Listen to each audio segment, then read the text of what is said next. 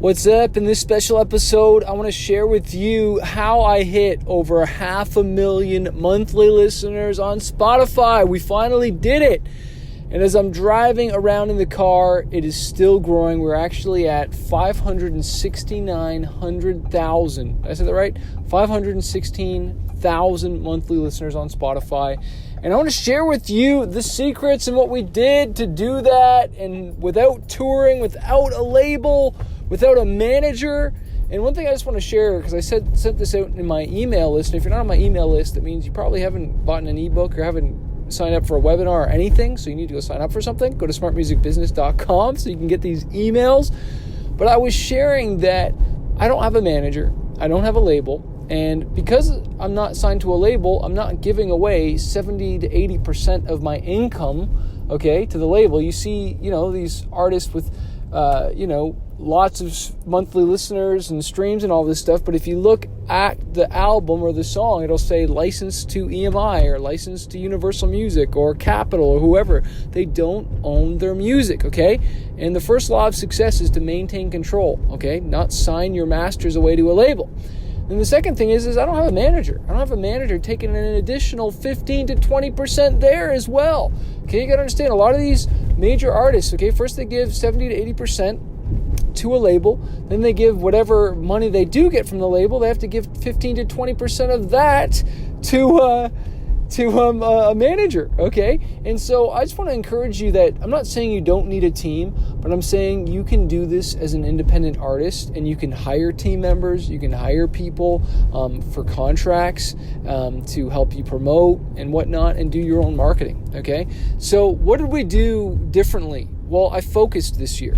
And one of the main things I did is I was releasing more songs more often. That's number one. I released good music, good songs more often. Why? So I could submit to the editorial playlists, so I could smash that Spotify algorithm, the release radar, the Discover Weekly, and pitch to the editorial playlist. I didn't release the song 24 hours after it came out like I still see artists do, and they miss a huge opportunity. Second, I promoted in between song releases.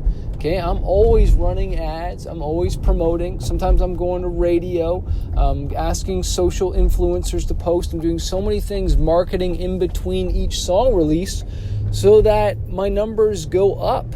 So I have new fans to share and tell when I do have a new song. My email list is bigger upon every single new song release, so I can tell more people, so that every time the new song comes out, I can tell more people about it, and again, trigger that Spotify algorithm, and that works, okay? Strategic social influencers, all right? For certain songs, I had certain people post about the song to get more eyeballs on the song, okay? And that's worked. Inside of my book, my course, Spotify Profits, I share some of the streaming companies that I use to help get my song on playlists. All right, you can hire that out, or you can do it yourself and hustle and hit up all the different playlists and people that are for your genre, your style of music. You can email them and ask them to add your song. I talk about that in Spotify Profits, where you can email and follow up with people just like you would book a show and hit up promoters to book a show. You hit up playlisters to add your song. There's tons of indie playlisters out there that would more than happy be stoked to hear from you. It's a lot of work, so you can either do it yourself or you can hire it out to somebody who has those relationships.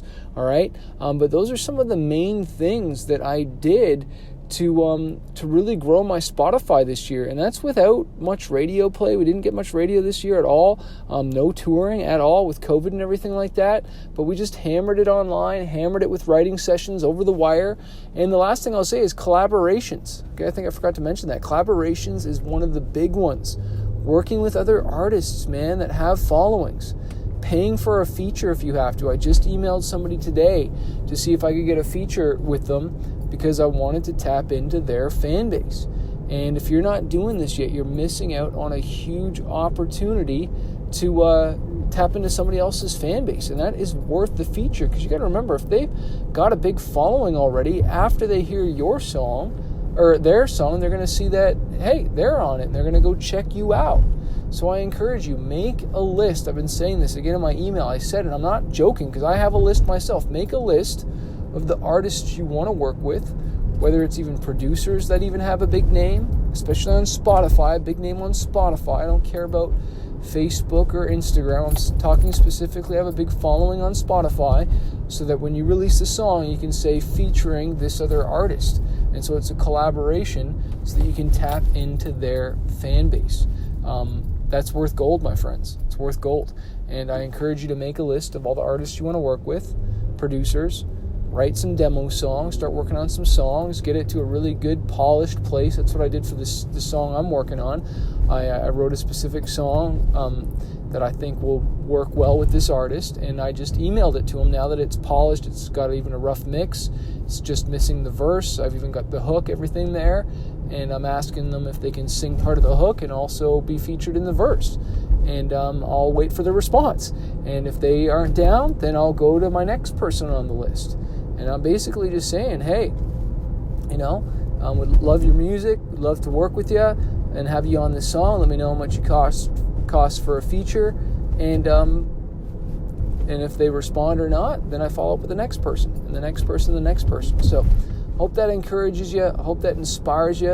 And if you don't have my book or video course, go to smartmusicbusiness.com and enroll in Spotify Profits. It'll give you a ton of ideas to promote your music, a ton.